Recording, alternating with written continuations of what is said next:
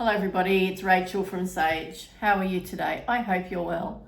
I am going to do another requested makeup look today, and this won't take me long because there's minimal steps in this one. Thank goodness you're all saying. I know I am. All right, so I've put my SPF on, I've done my morning prep, I have my primer on, I've done my brows. I'm going to do a Grace Kelly look today. I mean, she's only one of the most iconic, beautiful women in the history of the world. But anyway, she had beautiful skin. That was the focus of the makeup. Minimal eye and usually a red lip. So that's what I'm going to do. That's all I'm going to do today. I might even put some lashes on today just to be extra. So let's see how it goes. Okay, I'm using my Pat McGrath Mothership 2 palette today because eye makeup is minimal. No, that's not the reason I'm using it. This is in my current rotation. My current rotation for makeup is luxury high-end. So it's on my makeup table and it has the right sort of vibe for this sort of makeup. You can build it up, make it really amplified, or you can just do totally neutral, everyday, one and done type looks with the colors in this palette. And that is the thinking of a makeup artist right there. There are pops of color in here. I mean, the green is stunning. The iridescent shades. There's a rosy shade. There's a very deep gold and a light gold. Pat McGrath really loves gold. So that's pretty much all I'm going to do. I'm just going to deepen it up just a wee bit more there. I just use one shadow. Put that through the crease a little bit more.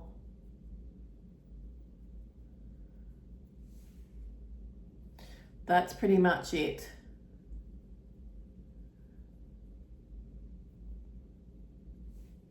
All right, I will do a little bit of bronzer just through the upper part of the lid. Her eye shape's also quite different to mine, so we need to take that into consideration. Just got Mellow Bronze Goddess here. I often use this as an eyeshadow. If I'm doing a really liner heavy look, often I will just use a bronzer,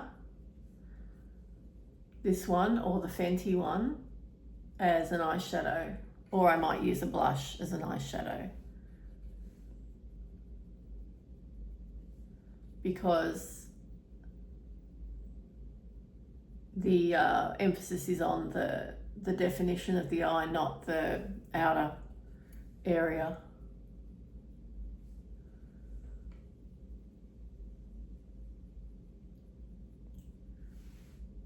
That's pretty much all I'm going to do with the eyeshadow, folks, because that's all she really did.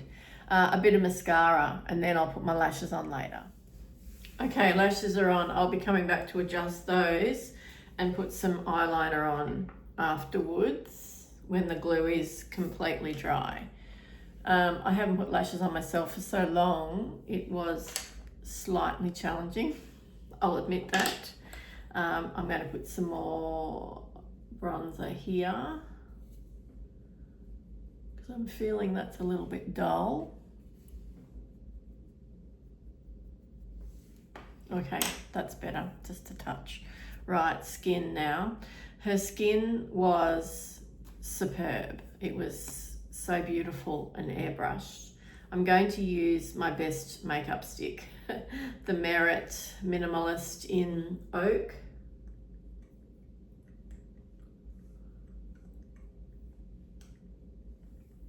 This is very buildable coverage. Now, minimalist in the 1950s, which of course was the era of Grace Kelly, photography was, a lot of photography was black and white, and I think some of her movies might have even been in black and white initially.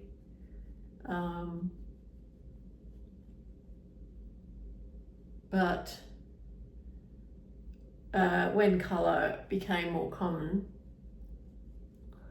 her skin still was always so luminous. So I'd say that's a genetic disposition. But I do know that she used to use, there's a famous cream that's been made for a long, long time.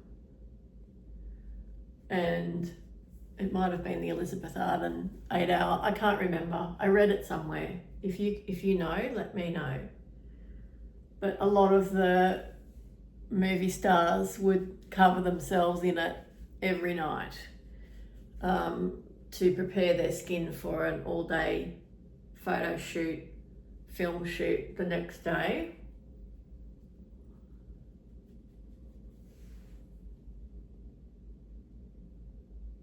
I mean, this stuff makes my skin look incredible too. It's just, and it doesn't feel heavy. That's the amazing thing about this. So there's that natural looking glow without feeling heavy. Okay, I will put some liner on now and some more mascara. Okay, eyeliner is on. I used black brown. And I'm just pushing the mascara at the base of my lash, which is now fused with the false lash. And I've covered up the lash band as best I can with the liner. There really isn't much to cover because it is a clear lash band on these lashes. And I'm just trying to get the lift right on both sides.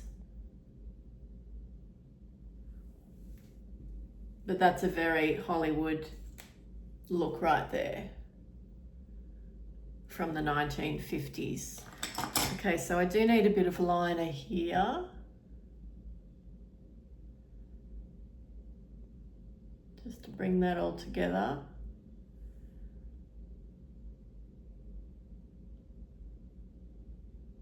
It's not a wing, it's just a shaping.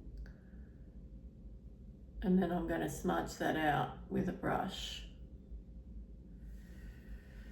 Where is a small brush? There's a small brush. Also a bit of deepening of that outer V as well.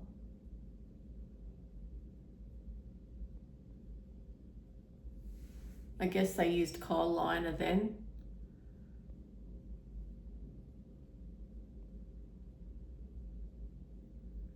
I'm just fluffing up my lower lashes there. Let me see if I've got that even. It's looking nice and soft, which is what Grace Kelly's whole aesthetic was all about softness. Powder, we must use powder. But I will do some contouring, which she was quite famous for having, you know, wonderful cheek structure. And of course, I do not have that. So I'm just going to put some contour on. Is that the right brush? Yes. Gosh, this is so empty. It's getting so empty. Because I want the shadow of the cheekbone. If I can achieve that at all. The shape. Make the nose more aquiline. She had a beautiful shaped nose.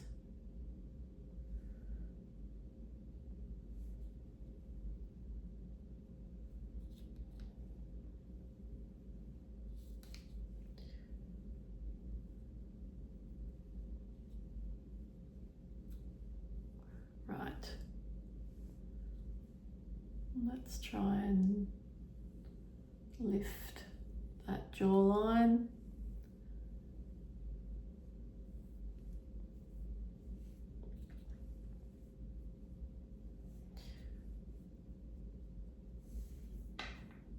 And blending.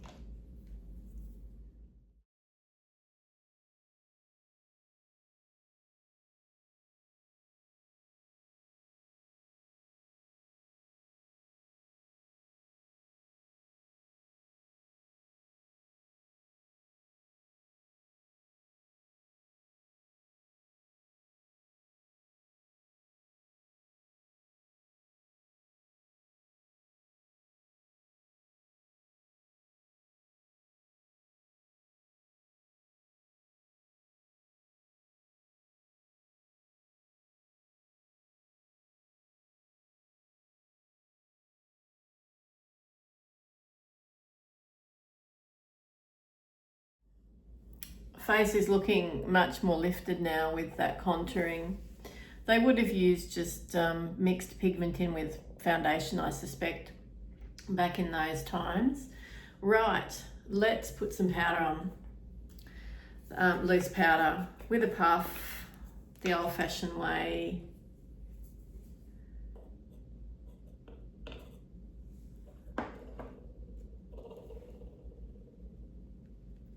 To soften and blur, which was very much her skin aesthetic, soft and blurred.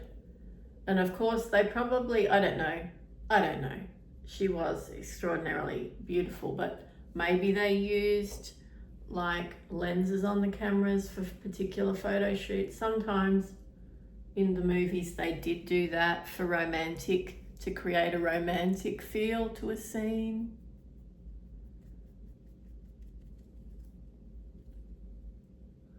Not necessarily because there was anything imperfect about the face of the actor. You know what I'm talking about, that sort of fisheye lens that they might have used.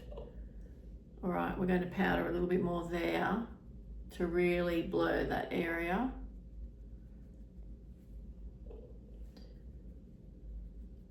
Princess Grace, I don't think, had the happiest of married lives.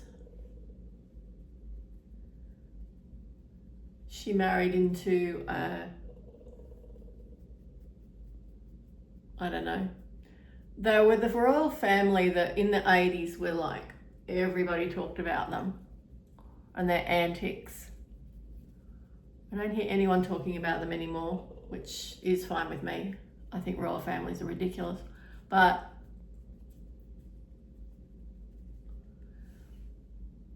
okay, we're getting quite blurred now.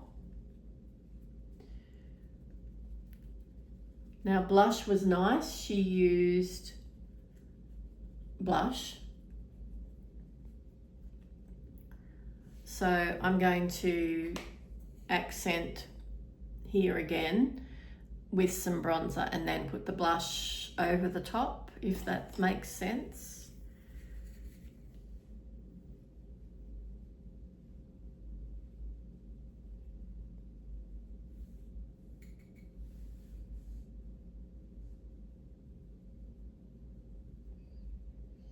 Because she was famously fair-skinned, and that was, you know, a favoured aesthetic. People were definitely not trying to look tan.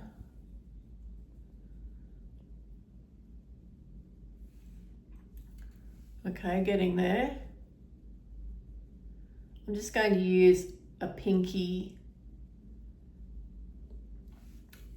blush shade now with the same brush. Right. What's the face I want to do here?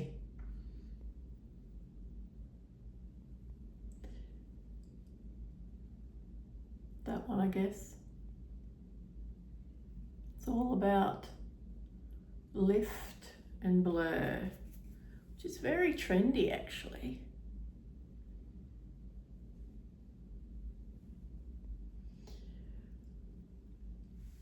I'm still looking glowy, which is good.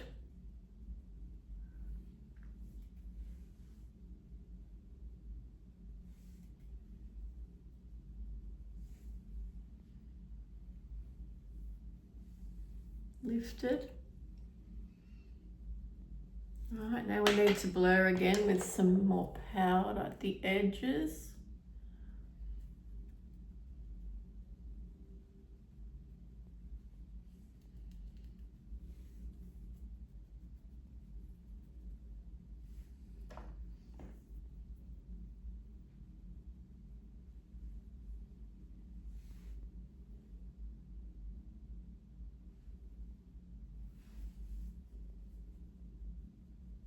That hyperpigmentation there always makes it look like I haven't blended properly, so I apologise for that.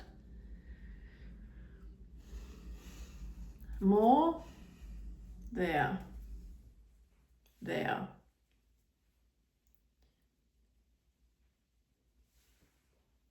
Okay. Are we ready for our close-up now, Mr. Jamil?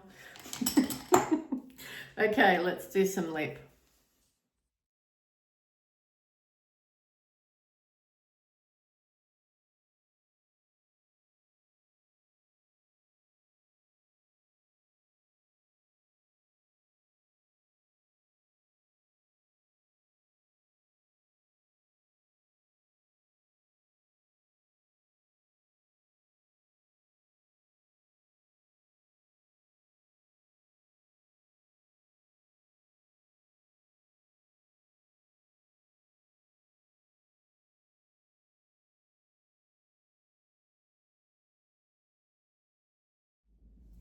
And now a red liner. So that first one was for contouring because I have such thin lips and I'm trying to create a shadow.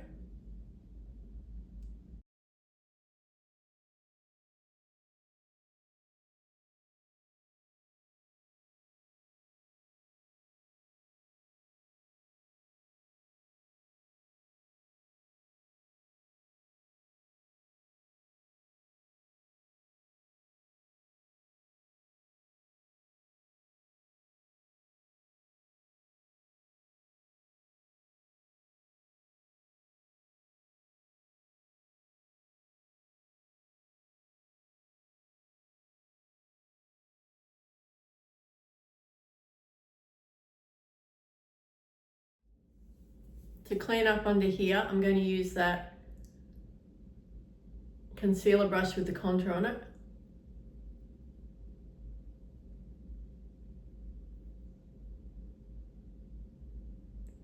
To help me make that shadow. That's it. All right, now the lipstick, which is Vintage Revlon. I won't show you what it is because it's so old, but here we go.